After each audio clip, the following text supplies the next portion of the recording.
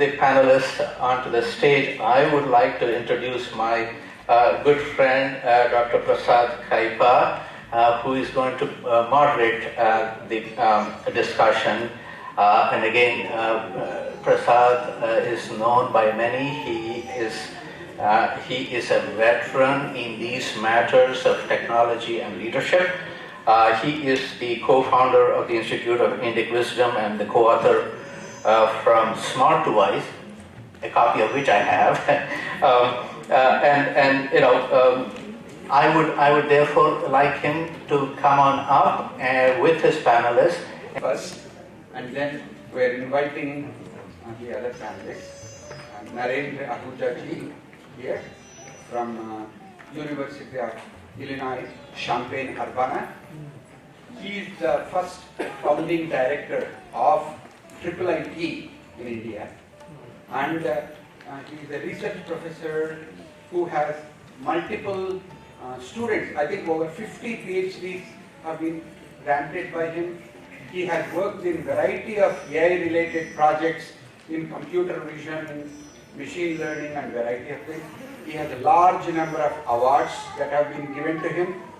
He has been nominated by the Ministry of Electronics and Information Technology to do, I think you are in a panel and you started a variety of institutions which are related to this. And a person who has lots of deep thinking connected to both information technology, society, and dharma. So, welcome, Narendra ji.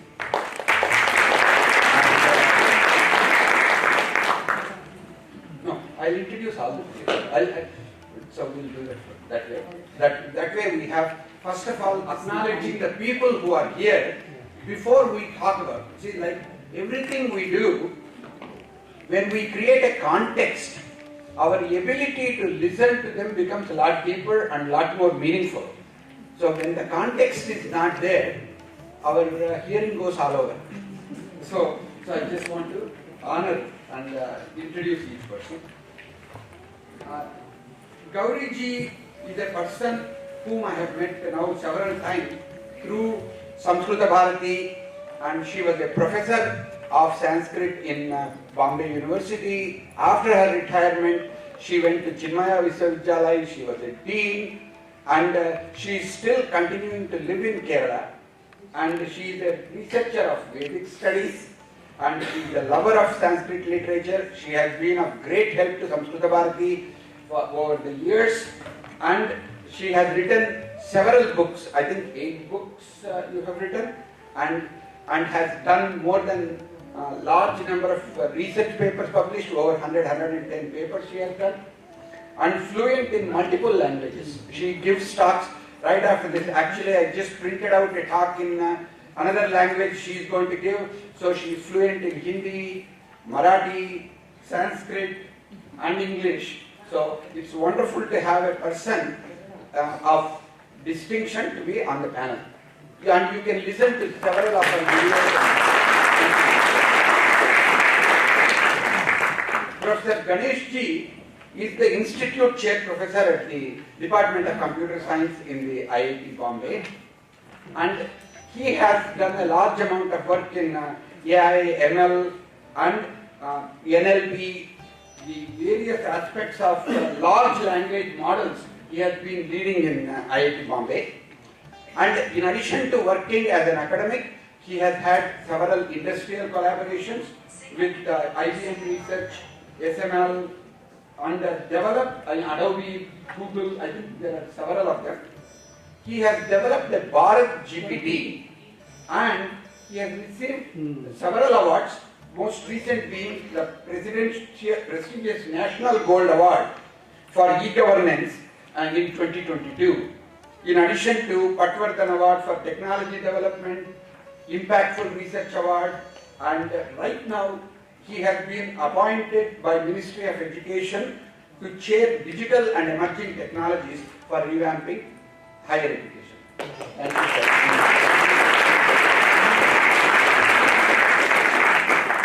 What we are going to do here, we are going to build on some of the themes that Pandeyji had started out, raising how do the multiple perspectives that we have, variety of perspectives, and how dharmic perspective can not only address the variety of worldviews that they have, but actually bring something much larger, not just for Bharat, but also for the world. Like in this particular one, again, as Professor Ramsubramanian brought up, the Dharmo Vishwasya Jagatah Pratishta, the whole idea of Vishwam, it is not just for Bharat, it is not just for Hindus, it is not just for any one of us. There is an opportunity for us to create for the entire world, not just for the Jagat that we operate with, but the Vishwam, the whole idea of everything, everybody included. So the inclusive way of looking at it. So the way in which we are going to start is, we will start with Ganeshji giving a very concrete, specific way how and what they are doing in IIT Bombay, how the dharmic frameworks can create guardrails which are very different from the Western guardrails that are used for LLMs and various things that are there. He will start with that.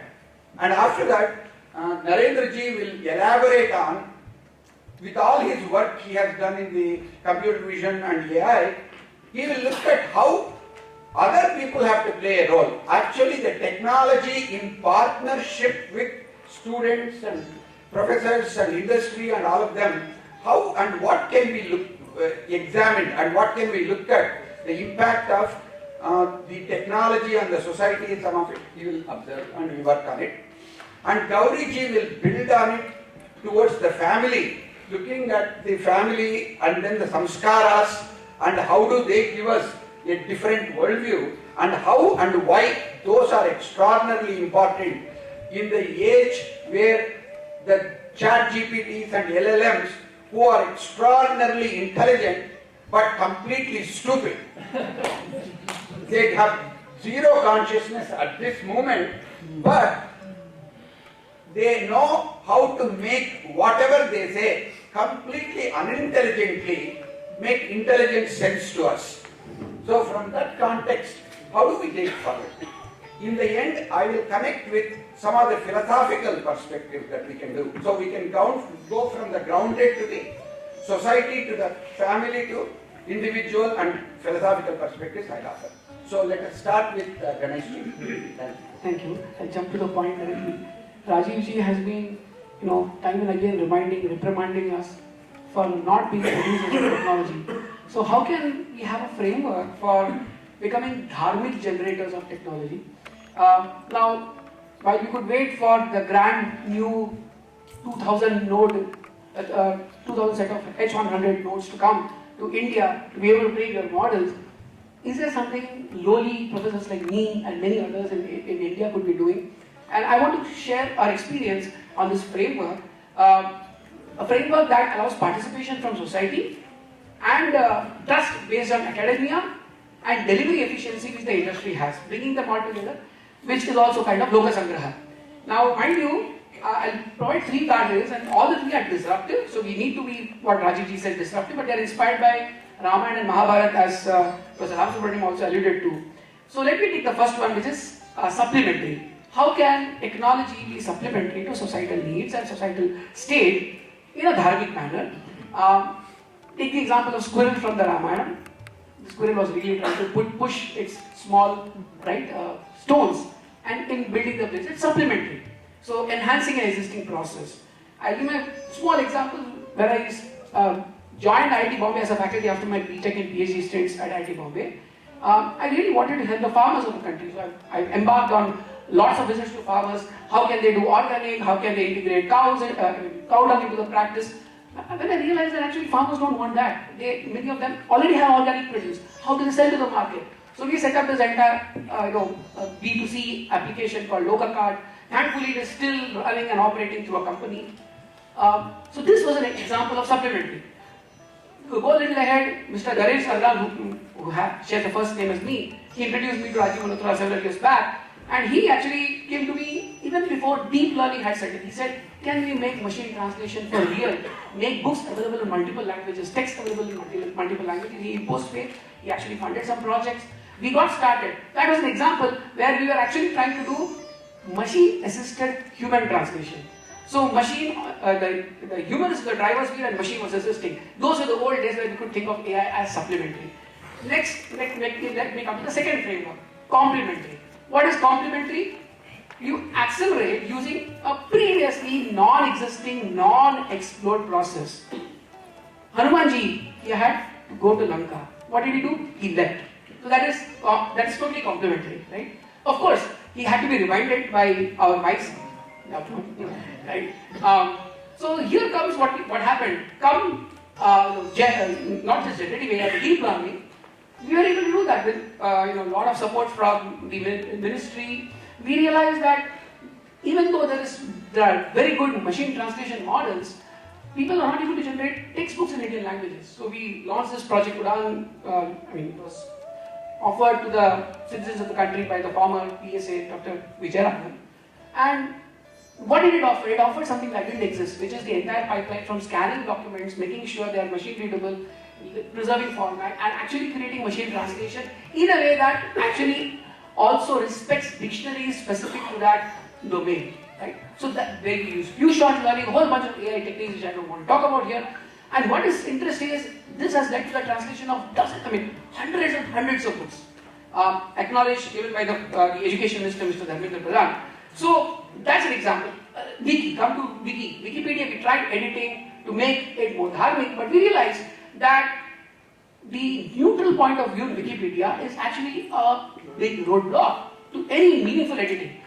So we started off this portal called Dharma Wiki, used the Wiki framework. But what did we change to make it complementary? Well, we changed the point of view. We created a Dharma point of view, which included Moola Siddhanta Samikyata, which is the integral unity of Sanatana Dharma, should be reflected in the articles. The second is Ananuvadyata, non-translatable. Thank you, Rajiv ji, for bringing that to our attention. The third is Parikshana, verifiability. Any text is said, you need to know the source. The fourth is Vachana Saushthavam. There has to be internal consistency between the articles.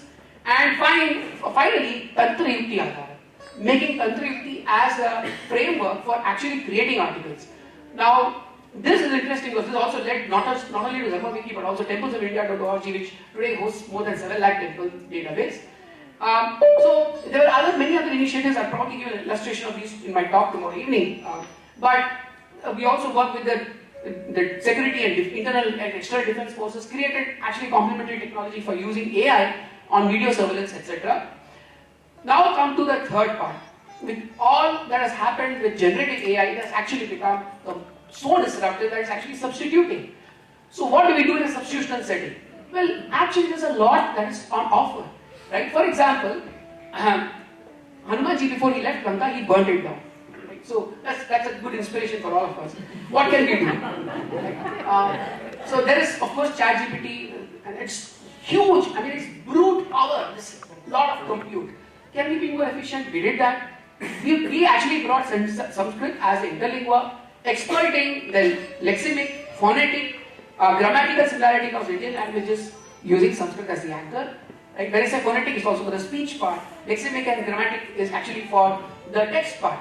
And what is interesting is not just that, even the training of large language models requires 3 phases. One is the pre-training, then there is something called the intermediate fine-tuning, or you can also think of it as fine-tuning. And finally, there is this RLHF. Now, very interestingly, we can actually use the same Tantra Yukti, the same Vada Marga, which is actually used to create text for time immemorial in our civilization, to make the entire process of training these large language models more meaningful and more dharmic. We'll probably have a demo of Hanuman.ai. We collaborated with our industry partners, Dr. Vishnuvardhan, who could make it here. But we also have this very interesting Bharat GPT, which I'll talk about tomorrow. The Bharat GPT is actually an academic industry consortium. It's actually a huge multi-initiative. I'm grateful to be leading it. But the idea is to build that capability, which Rajiv talked about for India. Based on Indian principles and Indian data. We have to understand there's recolonization 2.0 happening in every nook and corner of India by data actually being ingested very happily through Microsoft and the others. So this is creating a completely alternative pipeline. Thank you so much.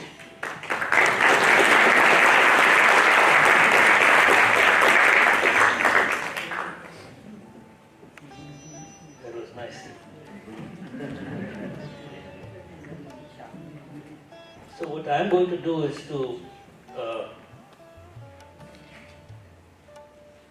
not spend much time on the philosophical aspects of Dharma, because there are many stalwarts in the audience. Except saying that I see technology in two ways at least. One, it is big help to achieve many of the goals that we otherwise would set for ourselves based upon our understanding of these things traditionally from scriptures and so on. But before that, technology itself is a very interesting way of understanding ourselves. Can we, at least those of us, let's say computer science, who write algorithms, whose culmination is slowly becoming more and more intelligent, when you do this, and not everybody is doing that, of course, I understand that, so the reach is a very small fraction of the society. But when you build systems, you begin to understand what might be happening computationally when we speak or listen or see or think. And sooner or later you, realistic or not, but you start to build a world which might in some abstract way map onto what is happening in society. So many times you can draw analogies and actually use it in a very favorable way in the following sense. Algorithms are precise in a way mathematics is precise. If you can map variables in algorithms to variables, for example, in your own thinking, and suppose as a system, so I'm a system, I receive input, I process it, and I act. Perception, reasoning, manipulation, action. If I can model this system, and electrical engineers model systems all the time, whether it's a power system or weather system or whatever. But think of human system, very complex. Humanists have been studying this forever.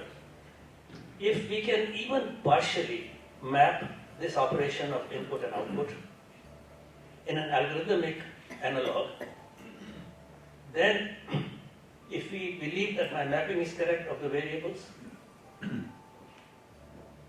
and if I believe the algorithm is provable, then my behavior ought to also follow the algorithm's computation. Since I know that that is precise, and I like its input-output behavior of the algorithm, and I want that for myself, so I can check myself step by step by looking at the algorithm. So it's a sort of an internal police that can help us live according to our own goals. But I don't want to spend too much. I have a book coming out on this, but it will be probably a year or two. But I want to spend some time on the dharmic aspect of what students and professors can do while doing whatever they do currently. In addition to, let me say that, how they can bring dharma into whatever they do. I don't think I'm going to say anything very substantially new, but I can report on a couple of experiments that we have done in this direction. So, first experiment was when I was in 1999, when I went to Hyderabad, to the first IIIT Hyderabad, the series that was started in 1998. So there, what we did was we tried to integrate into the daily computer science curriculum a fourth dimension. It's 4 dimensions. Teaching, state-of-the-art, connecting it with research, connecting it with technology development, but most importantly, selecting problems driven by many other factors, what is needed, etc., for profits and by the corporations, but driven by what you didn't like today when you're coming to the office or going home, or what your parents are troubled by if they are doing this, this or that. So use those as a means, but not as a dry intellectual approach, but being emotionally compelled to address those problems. How do you do that? We tried experiments with giving examples of inspiration, the personalities that have happened all over the world. In India, plenty of them. So through inspirational stories, through studies, through meeting frequently, through looking at problems of the artisans near Hyderabad, in villages, poor, and taking them there to see how good the work they do, how valuable it is, to what extent it's disappearing. So develop some emotional content, not as a planning strategy, but actually a way to touch them in the right place so that they come in the classroom and they're listening to this new algorithm. What they're thinking is, how do I map it onto that problem I solved yesterday? And bring that, and then connect it with the fact that there is a pleasure to be derived out of it. Dharma once, that Professor Subramaniam talked about, that one meaning was seva. Ramakrishna said that don't do anything, Vivekananda, take your group and just serve. So we said, can you see everybody, in everybody you see yourself and just serve. And don't do anything special. Just take your courses, take your exams properly, do your projects properly, pick a thesis topic which is relevant to that, and enjoy in building a product that would help that artisan. That enjoyment, that thrill that people have forgotten, the students have forgotten. So this experiment when we did at IIIT, that was, it seems like it really helped the students develop that feeling. Then I came back to Illinois, I went back another time for the second experiment. And the second experiment was the result of a proposal written to the government of India, and they accepted it. So they gave us 150 crores to set up what is called IT Research Academy. So in this experiment, the goal was to do things bottom up now, based upon top-down model. So what we did was we formed this, groups of 75 institutions, 150 PhD students, about 100 professors, about 45 mentors, where the groups were formed, leading institution with 2 or 3 partner institutions which are not at the same level, so work in teams. I won't go into the detailed model, it was custom made for Indian situation based upon the IIIT experience. But the thing that I want to point out is that these groups met 4 times a year using the same model with stories and with talks, inspirations, and exposure to social needs, discussion of social needs, etc., so that their projects, team projects, not single institution, team projects, which develop a lot of collegiality, they actually ended up doing, through this 4th aspect of nurturing sense of seva, they ended up developing 18 to 20 different startups. And those startups are all in these problem areas. I want to say that with this kind of a teaming, we don't really have to wait for the top-down environment for us to, top-down environment to really bring it out in us. Rather, there are ways in which we can take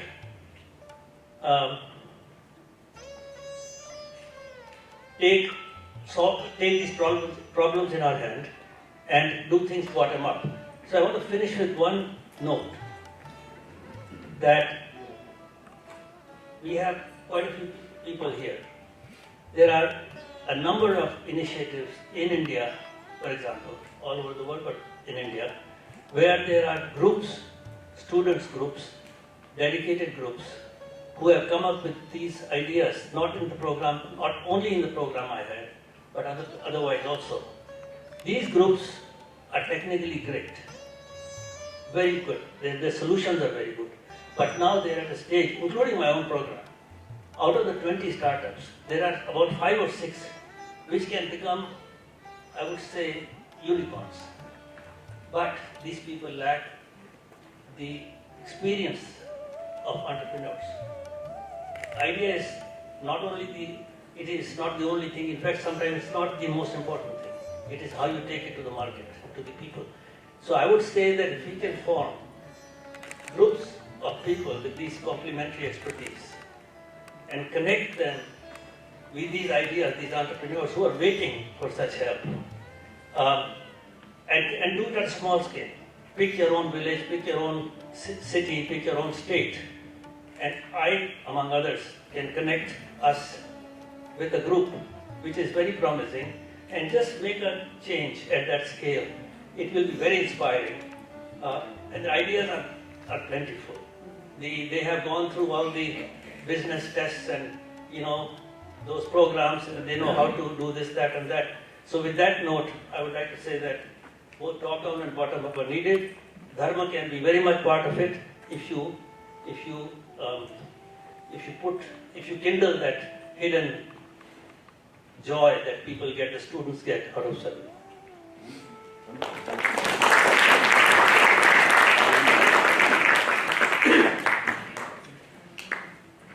Hari ओम् शृण्वन्तु विश्वे अमृतस्य पुत्राः अहं यत्र विश्वं भवति एकनीडं तस्मात् जम्बूद्वीपात् भरतखण्डात् भारतवर्षात् परशुरामक्षेत्रात् केरलराज्यात् अत्र आगतास्मि धर्मविषयिकी या संगोष्ठी तस्यां भागं ग्रहीतुं शृण्वन्तु।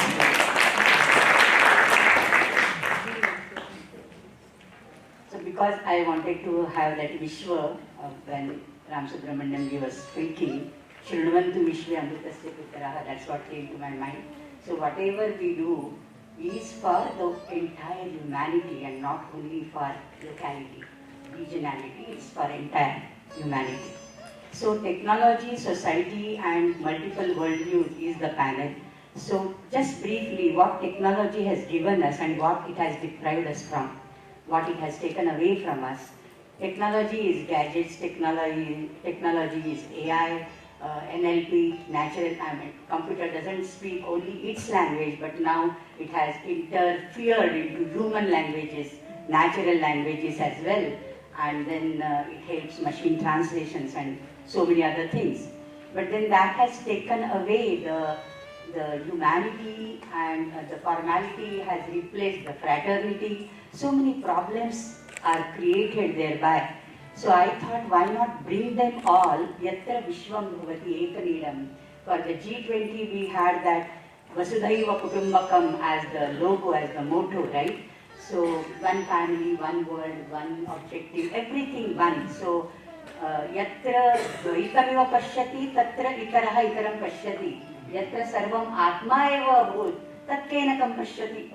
So Atma Upamya, that was what we were thinking of, and where we can have that Atma Upamya. So in the multiple worldviews, I am not going into the lexical meanings because, there are so many, and we have been listening to from the morning, like structuralism, modernism, then subaltern studies, and this studies and that studies. So these are worldviews, multiple. I mean, as many people, as many worldviews. Google would tell you 6 views or 7 views, or what are the 5 basic worldviews and all.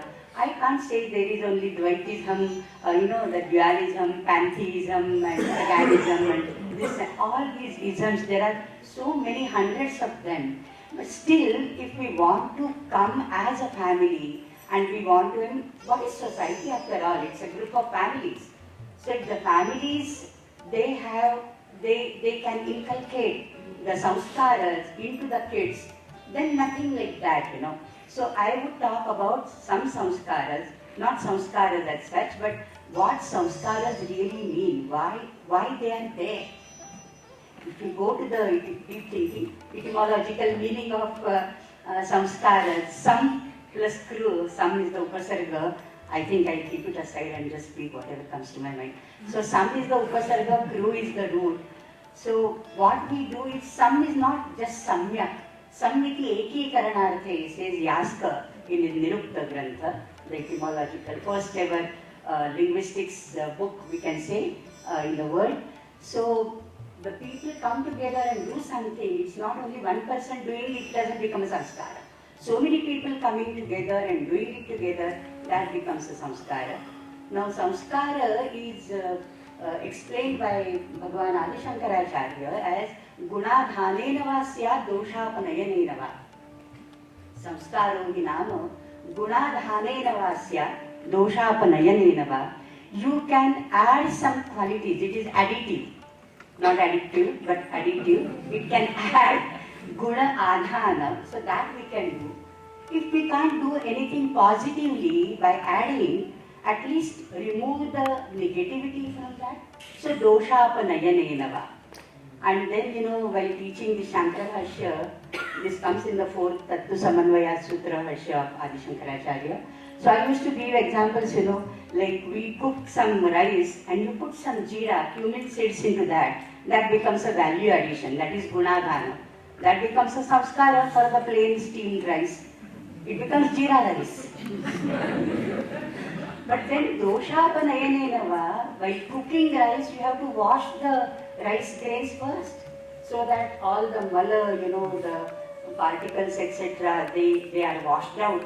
That is doshapanayana.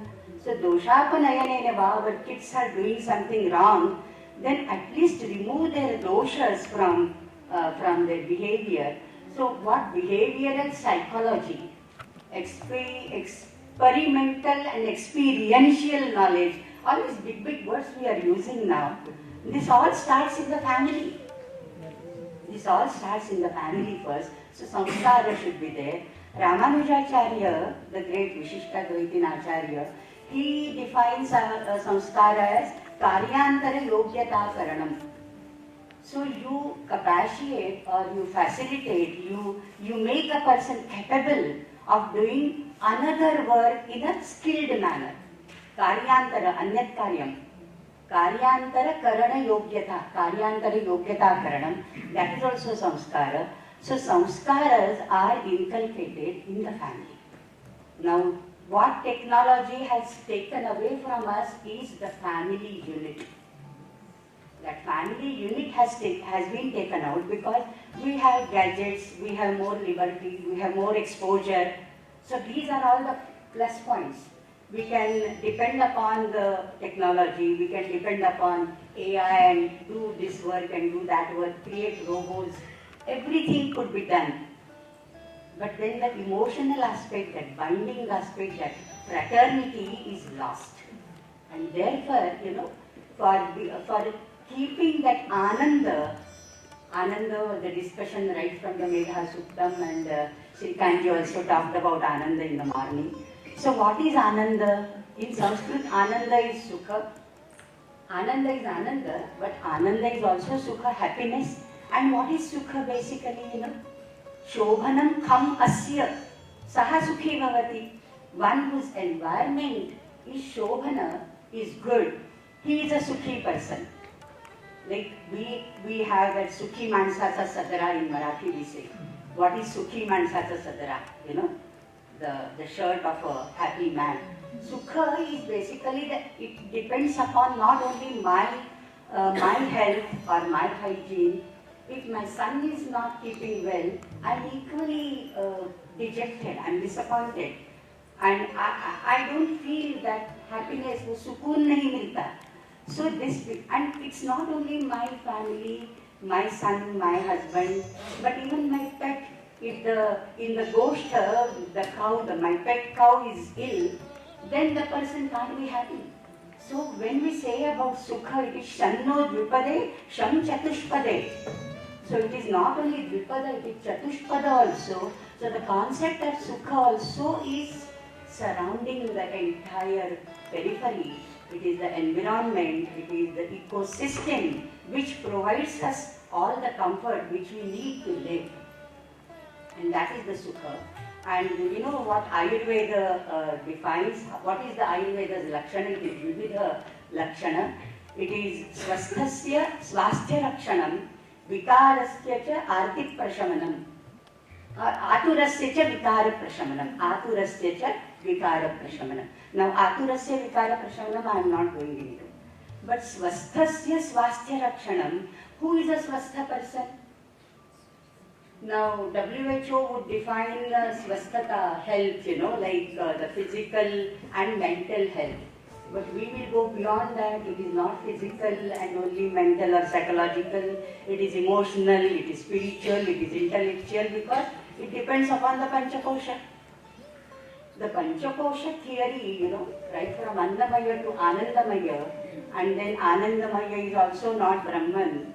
Raso vaisaha, rasam eva yam labdva anandi bhavati, and therefore you have to reach that Ananda and not be satisfied with Anandamaya. That is what Bhagavan Adi Shankaracharya goes ahead saying this.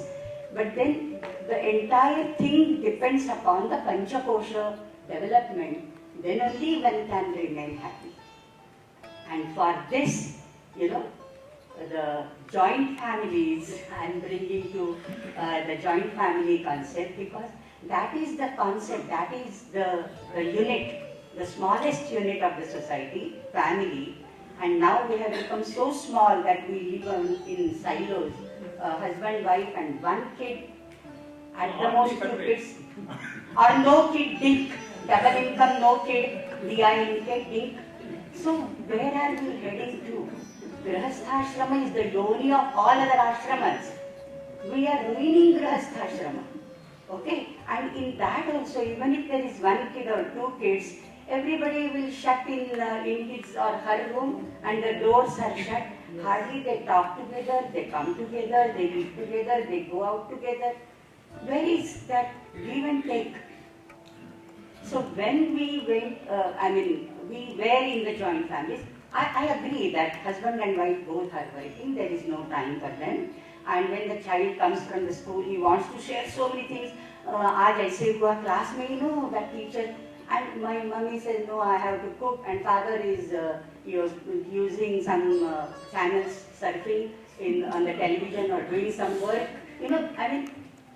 As this one, Sudhamurti says, the working father comes home to the cooked meal and the working mother comes home to cook the meal. So that is the difference still, right? And I have experienced that. So when the child wants to share many things, there is no time for the mother and father. But if there are grandparents in the home, they have all the ears to hear. They are all eager to hear to the babbling of the grandchildren, right? So this is joint family is not just for the samskaras. The children learn by sharing something. When we say that Trayaha Dharmaskandhaha, the Upanishad says, and there in Yajna, the Dana and Tapa, these are the 3 things. Dana is not just giving, it is sharing also. Sharing is not just the money or the things, the commodity which you can get it and give it to somebody else, but sharing the thoughts is also dana in a way. Abhaya dana is also dana. Varadana is also dana. So many things, and yajna is not just a swaha yajna. Yajna is living something which belongs to you for others' sake. So that is a sacrificing nature. So where do all these things children learn? They learn it in the family. And therefore I feel, for Trayaha Dharmaskandhaha, or the Shruti, Smriti, Sadachara and Atma Santushti, as Manusmriti says, these are the 4 foundations of Dharma. All these could be had and discussed with debates and so many other things, discussions in the family with the family members. And when this happens, then only there are the samskaras. Otherwise, samskaras just, they can't be imposed. They can't be just bought from the market and given to the children, right? So they have to be inculcated through their practice, through their,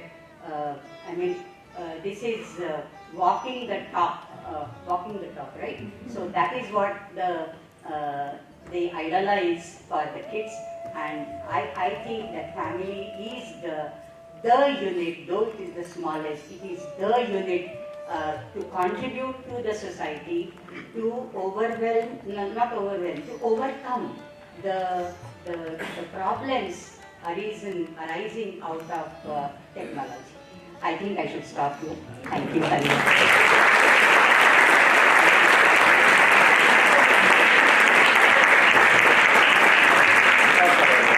Panel has to end in less than 10 minutes.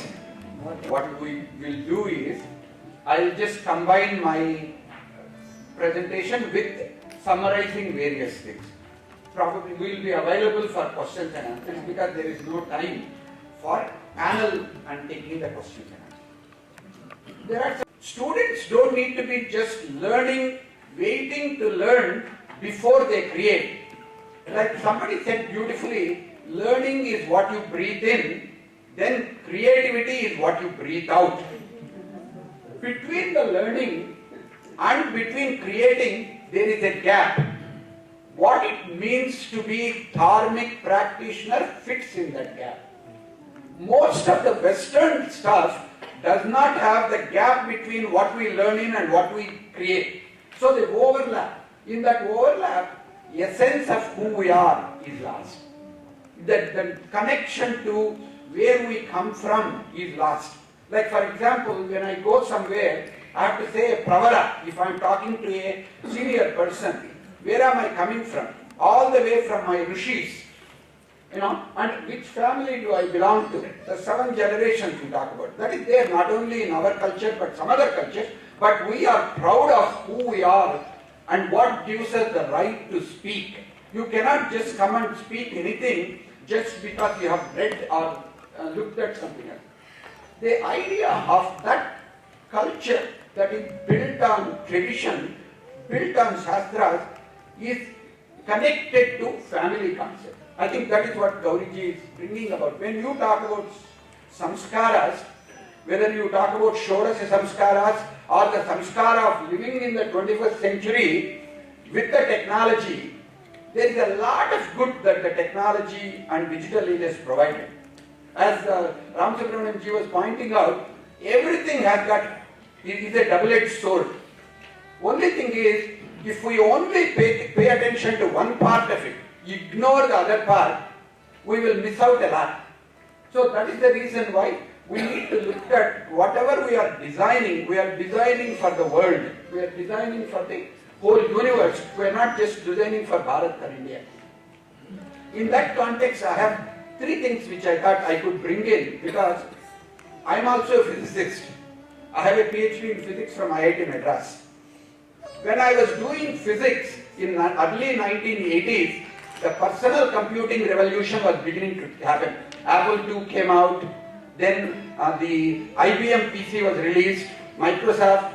So then I got involved in the design of some of the things in Macintosh, and then my entry to Apple became a big conflict between Steve Jobs and me when he came to University of Utah. Interestingly, just to spite me and to show me how what he is talking is not just a pie in the sky, he sent me one of the first Macintosh computers to me saying, no, see, this is better than Oswald, this is better than K-Pro. To tell you the truth, that's what actually made me fall in love with the Macintosh. Essentially, my wife had gone for residency in India, for medical residency. So 1 year, I was completely involved so much that I created large number of connections to Macintosh, to teaching and hypercard connections, various things that I started a company.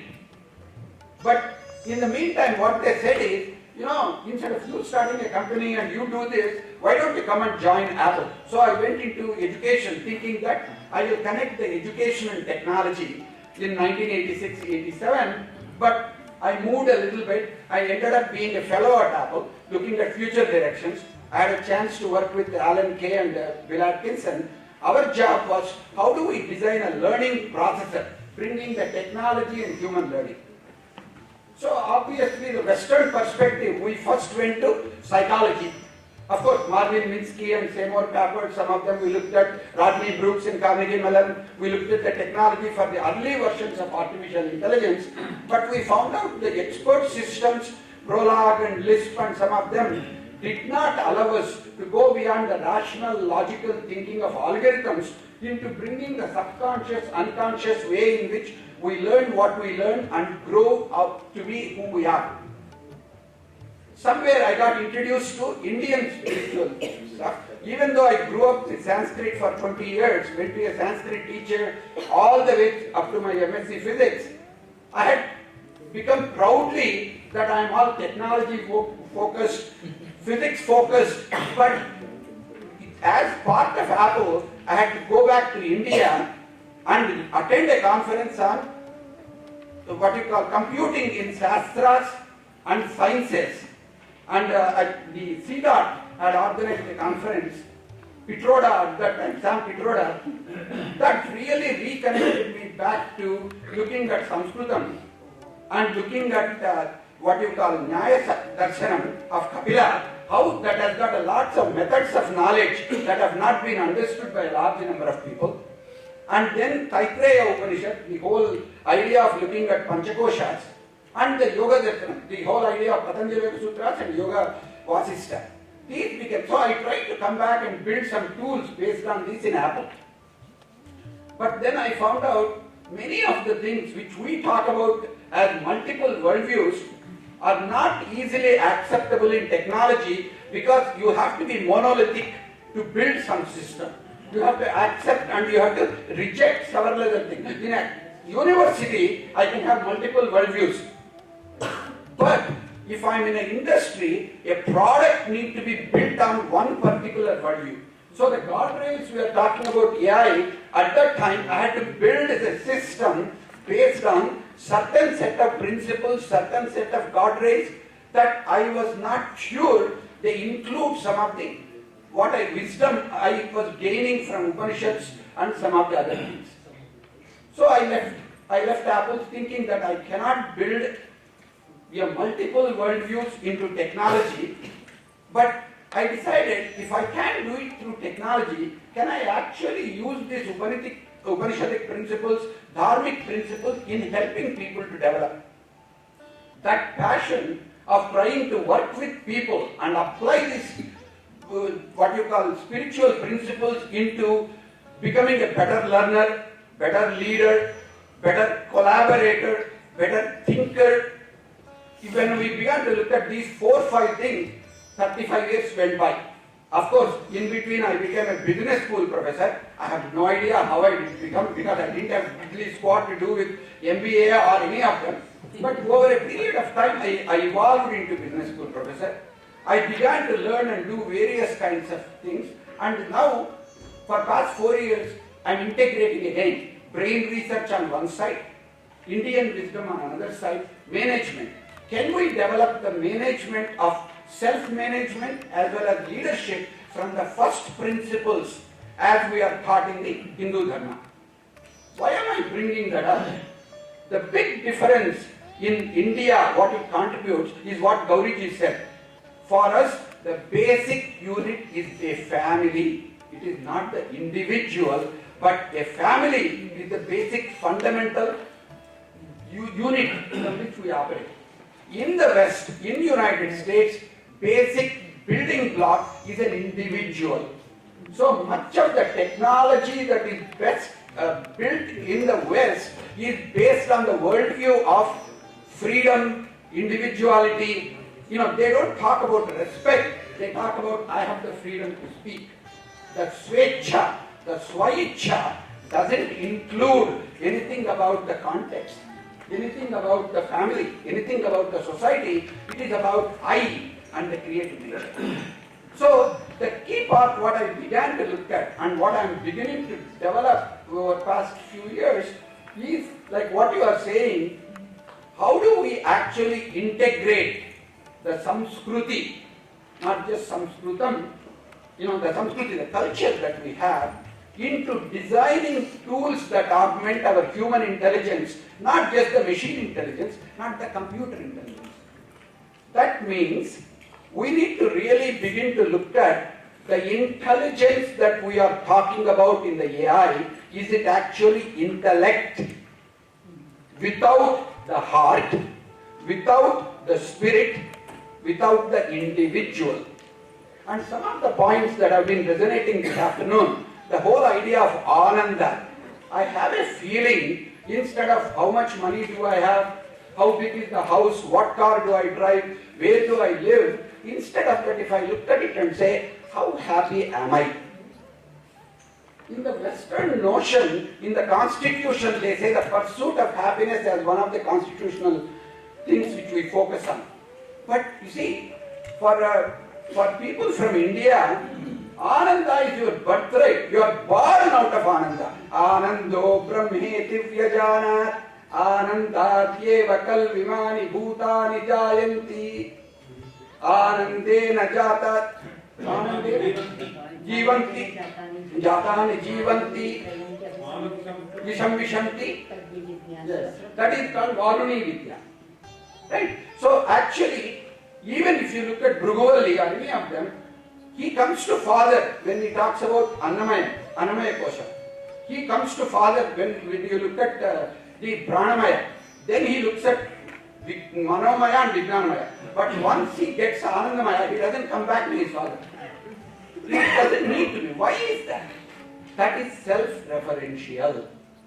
That is something because Anando Brahma, we say. That means our creativity, we are rooted in Bharat from Ananda. We are not pursuing Ananda. We only do that if we forget our roots of who we are. So our dharma is not just imitating something, first operating from what is my true nature, tattvam. So that's why I am introducing two more parameters along with ahimsa and some of what we talked about dharma. I believe we need to include Ananda as a metric. Am I being happy? Am I making other people around me happy?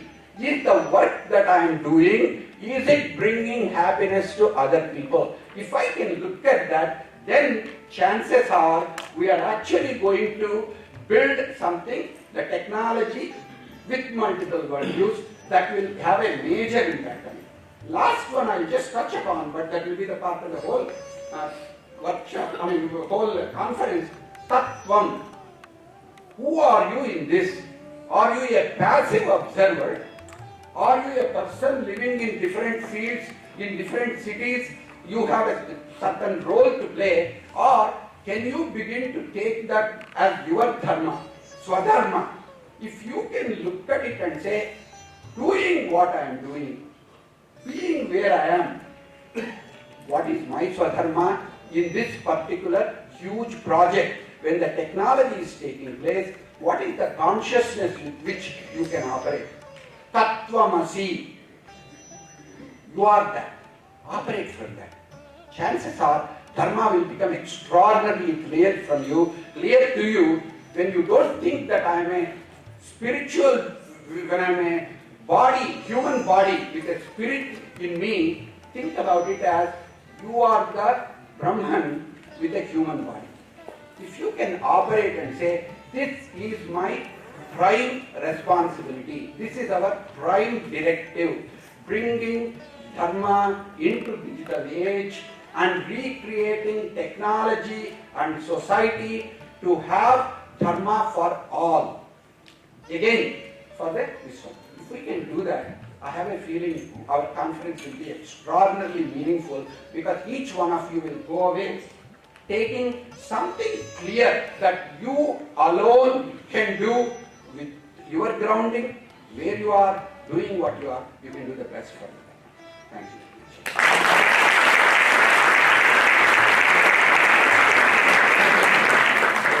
A lot of stuff that was given to us, many times, and we went over that also. We don't have any, we don't have any questions. If you have any questions, reach us outside. Thank you so very much for the panel.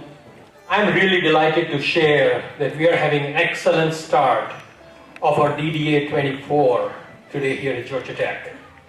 And many thanks to all the attendees here, as well as all the speakers and panelists. Let's give them a round of applause.